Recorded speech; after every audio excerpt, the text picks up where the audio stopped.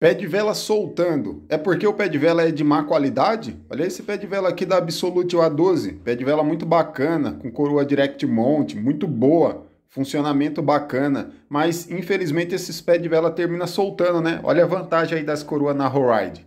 Ela mantém a corrente ali na vibração, dificultando a corrente cair.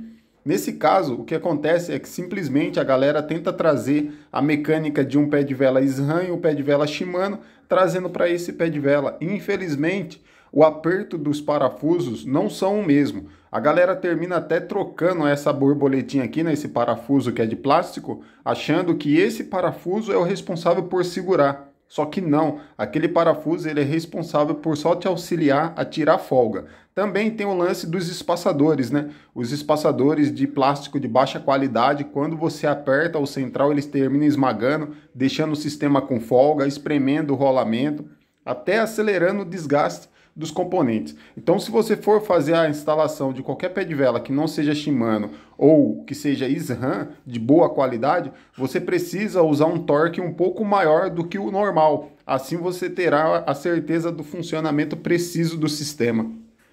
Transforme sua pedalada. Deixa o comentário aí, eu quero, eu mando o link para você. Tamo junto, deixa o like e compartilha.